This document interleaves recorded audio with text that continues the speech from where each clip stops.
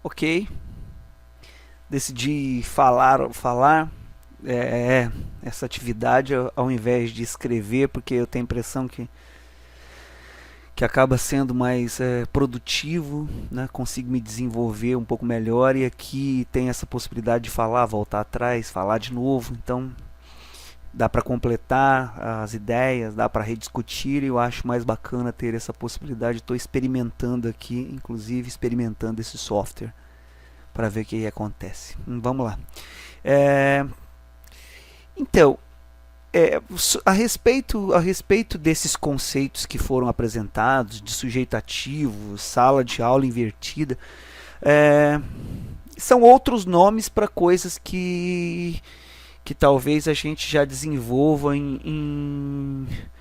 no campo da educação matemática, talvez até em outros campos de trabalho, né, nas escolas. Então, no campo da matemática, do ensino e aprendizagem de matemática, nós temos uma metodologia alternativa que se chama modelagem na educação matemática. Então, a modelagem na educação matemática ela é um ramo do ensino de matemática que trabalha mais ou menos na ideia, na perspectiva da modelagem matemática enquanto campo profissional. Só que a ideia é mais ou menos a mesma, só que se modificam algumas coisas, no sentido de que na modelagem na educação matemática o objetivo principal não é o modelo final, né? Não é o objeto final da modelagem, como no caso da matemática, dos matemáticos que trabalham com modelagem matemática profissional. Na verdade, então, para nós o interessante é o caminho que o aluno desenvolve para poder produzir um determinado tipo de conhecimento relacionado a uma situação real, né? Então, a modelagem na educação matemática então seria, grosso modo, poderia dizer que seria algo do tipo em que os alunos utilizam um determinado tipo de matemática, né, que a gente deseja ensinar a eles, para produzir, para compreender melhor uma situação do cotidiano, uma situação real. Então é uma metodologia que coloca o aluno como um sujeito ativo da sua aprendizagem. De fato, ele é obrigado a desenvolver, fazer coisas. E, de certa forma, essa sala de aula invertida também está presente, né? Porque o professor ele deixa de ocupar esse papel de professor. E não só por meio, por exemplo, de uma pré-aula que o professor grava ou algo dessa natureza, mas os alunos são obrigados a buscar informações acerca do assunto que vem sendo discutido, né, nessa atividade de modelagem. Os alunos então são obrigados, né, eles precisam, né, obrigados é uma força de expressão espírito santense, eles precisam então de ir atrás dessas informações. Muitas vezes então essas informações estão na internet, que é o lugar onde as informações estão em abundância. Então eles vão atrás de buscar essas informações, daí trazem, gravam, fazem PDFs para poder ler nos equipamentos na sala de aula, né? O professor traz notebook e daí disponibiliza. Às vezes a escola tem assim essa possibilidade do acesso e os alunos acessam então para buscar informações acerca daquele objeto de estudo, que é um tema que é do interesse da turma e que talvez seja também do interesse do professor, né? Assim, tendo defendido essa ideia de que o tema precisa de ser um tema que faça sentido socialmente, né? Que não seja apenas um tema para os meninos brincarem. Enfim, eu tenho me posicionado contra essas perspectivas de modelagem que trabalham mais nesse sentido mesmo de colocar os alunos para estudar qualquer coisa que eles desejarem, né? Então, às vezes o aluno fala assim: eu quero estudar o Rock in Rio. Daí eles querem estudar o Rock in Rio, tudo bem, né? Vão estudar o Rock in Rio, daí os caras vão ver coisas a respeito daquele evento, né? Isso socialmente vai só se o professor der uma forçada de barra para fazer acontecer alguma coisa nessa discussão, né? Então, no caso da modelagem matemática, eu vou enviar um anexo aí junto, que é uma situação fictícia que eu escrevi na minha tese. Na minha tese, então, eu propus uma perspectiva nova de modelagem que trabalha sempre com temas do campo da ciência, tecnologia e sociedade. Então, o campo de temas para serem estudados matematicamente com alunos é desse campo CTS, né? Então, ali eu escrevi uma atividade fictícia a respeito de uma atividade feita com alunos do ensino fundamental. Eu não tive tempo para poder aplicar isso de fato na escola, mas eu escrevi essa atividade fictícia e vou disponibilizar para vocês olharem todas as discussões que eu vou registrando ao longo do processo e o que é importante, o que os alunos fazem que é importante, e como é que a discussão sobre ciência, tecnologia e sociedade é tão importante quanto a discussão matemática, que é uma aula de matemática, mas as discussões são tão importantes quanto a matemática. E a matemática é um tipo de linguagem que eles vão utilizando para poder para obter compreensão acerca desse tema. Lá tem um estudo discutindo quando que seria mais adequado para uma pessoa que vem para a UFSC, por exemplo, ou para a região da UFSC, vindo do centro para a UFSC, quando que é mais interessante ela vir de carro ou vir de ônibus. E aí eles avançam para a discussão também a respeito das bicicletas, né? Então é bem bacana. Ali tem uma ideia então que mostra como é que essa coisa é discutida. Agora, nesse momento, eu estou oferecendo uma disciplina para pedagogia que a gente chama de NAD, que é uma disciplina optativa. Vocês estão participando aqui, inclusive aqui do tráfego aqui na frente da minha casa. Aqui é uma beleza, realmente. O som dos carros passando, as motos, vocês não imaginam como é que é de madrugada, quando você está quase dormindo, passa uma moto aqui assim, em alta velocidade, é ótimo. Então, nessa disciplina, nesse NAD que eu estou oferecendo agora para as alunas aqui na pedagogia, nós vamos estudar essa metodologia. Então vai ser uma discussão em torno das potencialidades da modelagem na educação matemática para os anos iniciais do ensino fundamental, né? E ali a gente vai discutir como é que funciona essa metodologia e como é que elas poderiam utilizar isso em sala de aula. Então, na realidade, nessa disciplina nós vamos utilizar um pouco essa coisa da sala de aula invertida, que eu vou enviar, e ela vai ser uma disciplina semipresencial. Quer dizer, as acadêmicas elas vão participar, né, uma semana aqui na UFSC e uma semana em casa. E a gente vai se comunicar por meio da internet, do Moodle, e a gente vai trabalhar os textos que a gente tem para trabalhar e as atividades que eu vou querer desenvolver também de modelagem, que eu quero trabalhar alguns exemplos com elas aqui em sala, né, presencialmente. Então a gente vai ter a possibilidade de discutir textos e de eles discutirem, elas, porque só tem menina, né, elas discutirem entre elas essas informações.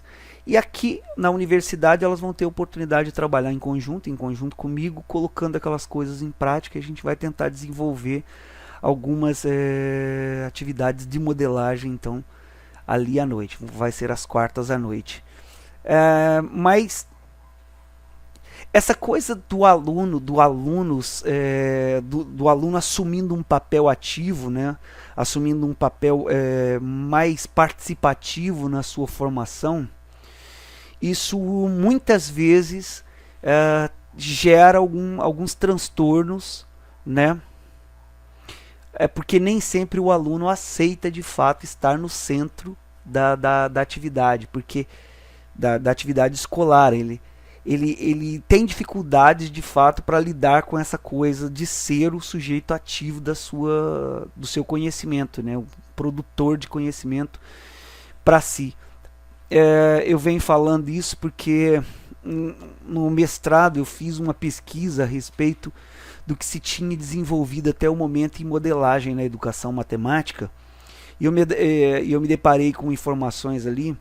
Eu produzi depois um texto sobre isso, e esse um artigo que foi publicado numa revista, chama Bolema, é um boletim importante no campo da educação matemática. E ali eu e o professor meu orientador, né, o professor Ademir Caldeira, que foi professor aqui na UFSC, agora é professor na UFSCar, nós elencamos nessa pesquisa que eu fiz em 65 teses e dissertações de formações de professores, nós elencamos alguns obstáculos e resistências que os professores alegaram para não adotar a prática da modelagem nas aulas deles. Então, aí a gente percebe que a resistência a essa possibilidade de pensar no aluno como um sujeito ativo na produção do seu conhecimento, a gente percebe então que além do professor oferecer uma resistência para essa postura do aluno, os alunos também oferecem. Nós categorizamos, por exemplo, esses obstáculos e resistências em 5 categorias, né?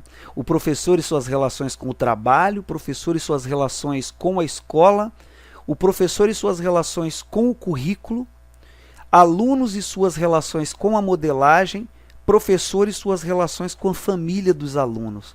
Então daí as categorias que nós encontramos em diversos trabalhos foram: maior exigência do professor na preparação e no momento da aula. Vejam bem isso.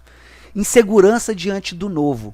Então, por exemplo, isso que a gente está fazendo aqui agora, os professores têm uma insegurança terrível a respeito disso, né? De fato, isso é um negócio meio generalizado. Inclusive aqui na universidade está bombando, assim.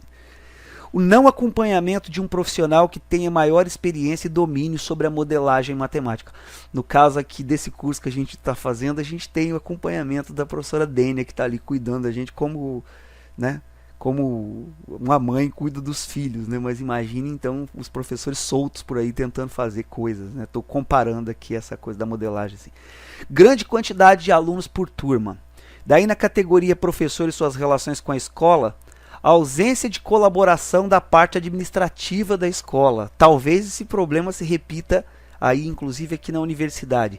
Estrutura da escola, estrutura precária da escola. Objetivos diferentes dos objetivos da instituição. Muitas vezes o objetivo da instituição não é fazer esse tipo de trabalho, né, de fato. É fazer um trabalho diferente. Professor e suas relações com o currículo, a próxima categoria. Nós categorizamos os seguintes elementos. Preocupação em cumprir o conteúdo. Isso daqui é uma desgraça que tem acompanhado o ensino e aprendizagem de matemática ao longo dos anos. Isso aqui é uma festa, né?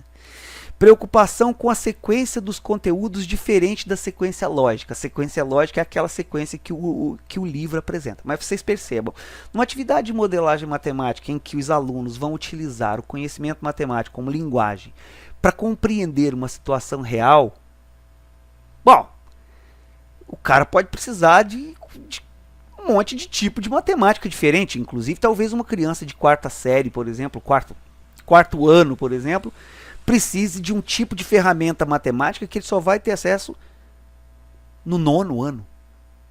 Percebe? Então, aqui, no trabalho com modelagem matemática, se você dá liberdade para o aluno ser um indivíduo né, ativo na construção do seu conhecimento, você corre o risco dele precisar de um conhecimento que, considerando o ensino de 1º ao 5º ano, nem o professor tem, né? Porque o professor generalista da pedagogia, talvez ele não tenha esse conhecimento, porque de fato ele não estudou isso ali na faculdade, o tempo que passou na escola, talvez aquilo não ficou muito, para nós também não fica, né? Então tem dificuldade. Para nós também da matemática, muitas vezes o aluno precisa de uma ferramenta matemática que só vai conseguir, por exemplo, quando ele estiver estudando aqui na universidade. Ele precisa de um cálculo diferencial integral, ele precisa de uma ferramenta diferente daquelas que a gente oferece ali. Muitas vezes a gente não tem domínio sobre aquela ferramenta e não consegue avançar nisso, né? Então, e tem essa questão da preocupação. Aqui foge completamente da sequência lógica, né? É o que vier de matemática, é aquilo que é o conteúdo que a gente vai estudar. Falta de tempo ou preocupação com gasto excessivo desse tempo, né? Uma atividade de modelagem demora, assim como uma atividade de projeto, né? Você pode perder o controle daquele negócio que pode ir bastante tempo, pode ir mais do que se planejava. Preocupação acerca do processo de construção do conhecimento, né? Tem professores que alegam que as crianças não constroem conhecimento ou não se... Eu não vou entrar nessas linhas da psicologia que chamou de construção, né? Ou eles não assimilam, sei lá. usem aí a expressão que vocês desejarem. Mas então o aluno ele não consegue aprender nesse tipo de atividade, né? Essa era uma alegação do professor. Na categoria alunos e suas relações com a modelagem, os elementos que aparecem são reação dos alunos. Então o professor ficava preocupado com a reação dos alunos diante desse tipo de metodologia, em que ele tem que fazer coisas. Indisposição e cansaço por parte dos alunos do noturno em desenvolver as atividades.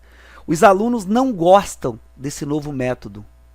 Bem, os professores não tiraram esse negócio de trás da orelha, sabe? Eles fizeram essas atividades quando eles estavam tendo essas formações ali, que essas teses e dissertações estão relatando, os caras fizeram com os alunos, eles vão percebendo essas coisas. Poxa, eu fui professor há muito tempo na sala de aula. Quando você põe os alunos no centro do processo, eles não sabem o que fazer. Não estão acostumados a fazer isso. Aqui na universidade, os meus são do mesmo jeito. Eu cheguei um dia desse na sala de aula com as colheres, né? Daí assistimos diversas reportagens a respeito da seca que estava acontecendo aqui no Paraná, em São Paulo e tal. Lemos coisas e tal. Dei-lhes uma colher, falei assim: essa colher tem tantos ml. Eu quero saber de vocês o seguinte: será que uma torneira que está dando pingando uma gotinha de água ajuda a agravar esse problema de água nos domicílios, assim? Na época de seca, essas coisas? Essa era a questão. Olha, foi difícil, viu? Para poder conseguir sair dali. Essa é uma atividade que eu já repeti com professores, na formação de professores. O professor tem muita dificuldade, porque é ele que resolve o problema. Eu levei a colher porque ele precisava de um jeito de medir a água, sabe? Que pinga. Sabe? Que é o jeito que eu estou imaginando que ele vai fazer. Vai medir uma colher de água, vai criar uma goteira numa torneira, dar um furinho num copo para pingar, porque as goteiras são diferentes, entendeu? Mas eu queria justamente que um grupo achasse 40 litros, que o outro achasse 120 litros, que o outro achasse, para eles discutirem, né? Por que deu diferente, né? E tudo. Mas de fato foi uma luta para poder conseguir, para eles conseguirem ter essa percepção de que dava para poder fazer isso, né? Então a última categoria aqui, professores e suas relações com a família dos alunos, é a preocupação com a reação dos pais dos alunos, né? Na educação básica, que no final é o objetivo de tudo que nós fazemos aqui no campo da educação. Então, você tem essa preocupação, né? Porque o pai pega o caderno do menino lá em casa, ele olha para esse caderno e fala assim: mas não tem nada aqui, você não fez nada. Seu professor está matando? Que é esse negócio aqui? Cadê os exercícios que você tem que fazer, né? Então daí uma abordagem diferente, o cara fala assim: não, pai, não é assim que eu estudo diferente disso, meu professor faz diferente, não é desse jeito, isso aí é do jeito que você estudava, entendeu? O cara vai lá na escola reclamar com você, né? Fala assim: você tá enrolando meu filho aqui, não está ensinando, né? E aqui também ele cita uma ausência de colaboração dos pais. Então, eu quis falar tudo isso para vocês, porque muitas vezes também isso é desejoso de fato, né? É evidente que nós queremos transformar a educação, porque do jeito que tá bem ruim, né? De fato. Aqui na universidade tá ruim, na escola tá ruim, então a educação tá indo bem mal, né? Então, nós pensamos realmente em transformar isso, esse ambiente escolar, e melhorar isso. Mas é preciso discutir coisas, porque nós temos uma concepção de escola, um contrato didático que está reinando na escola há muito tempo, e que ele garante determinadas coisas. Ele garante que o professor vai no quadro, vai passar uma determinada atividade, vai explicar e vai dar uma lista para os caras resolverem. Estou falando assim... Tô falando bem do meu lugar mesmo, né? Que é professor de matemática, né? Eu cansei de fazer isso na escola, em Ouro Preto, no Espírito Santo, né? Quando estive na educação básica. E então, quando você rompe esse contrato, né? Quando você então coloca o aluno como um indivíduo que realmente está ali para poder construir o seu conhecimento, formular esse conhecimento, lutar por esse conhecimento, né? Trabalhar esse conhecimento, né? À medida que ele vai assimilando, ele vai discutindo, se envolvendo, né? E participando com os colegas, né? Estabelecendo esses contatos, trocando informações. Quando você coloca o aluno nessa posição de centro, Então ele também olha para você e fala assim: você, professor, isso aqui, desse jeito não dá, eu não tô fazendo, você não está fazendo nada, eu que estou fazendo tudo, né? Então nós não podemos esperar de fato que seja uma maravilha. Quando eu me deparei com esse negócio de modelagem, a primeira vez falei assim: acabaram todos os problemas da educação matemática, né? Isso daqui vai dar conta de tudo. Fui lá em Ouro Preto aplicar isso numa turma de 8ª série que tinha lá na escola. Eu nunca tinha dado aula para eles, mas eu sabia que eles eram da pá virada. E aí eu falei assim: deixa comigo que eu vou entrar aqui e vou abafar. Daí nós fomos estudar lá uma situação que eles escolheram lá entre mortos e feridos, que foi como que nós podemos ter internet aqui na escola. E aí assim, olha, o assunto era do interesse deles, mas a metade da turma no máximo se envolveu, a outra metade não queria nem saber daquilo, estavam jogando buchinha, até em mim jogaram. Foi uma festa aquilo ali, né? E tudo. Então, de fato, não tem milagre, né? Costumo dizer até que para poder ensinar matemática para alguns, as metodologias ainda não foram criadas, coisas que nós não pensamos ainda, que vão acontecer ainda, porque tem muitos alunos que todas as metodologias que nós temos não dão conta de chegar nesse indivíduo, né? Então eu penso que sim, a gente precisa de pensar essas teorias, precisa de pensar em avançar de fato, e precisa de pensar com o pé no chão, né? Isso aqui são elementos a mais que ajudam um pouco mais a gente a diversificar e dão elementos a mais, né? Possibilidades a mais. Mas não nos iludamos, né?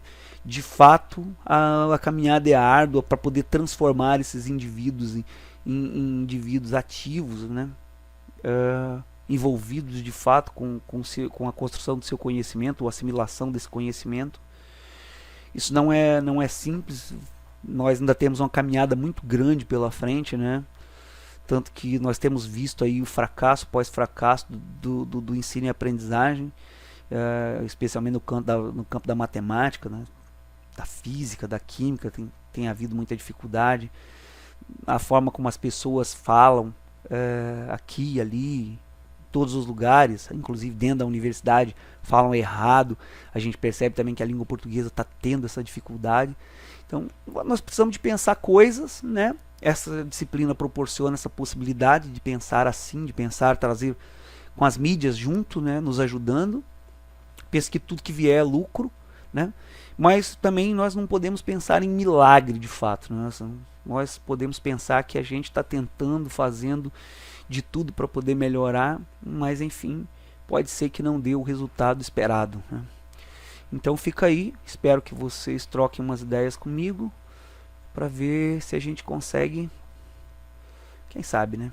Sempre novas opiniões podem nos fazer pensar diferente a respeito das coisas, né? Tá sendo bem joia, tá fazendo isso aqui, eu acho que a gente está aprendendo bastante. Agradeço quem teve a paciência de ler aí, aguardo qualquer sugestão ou comentário. Tchau, tchau.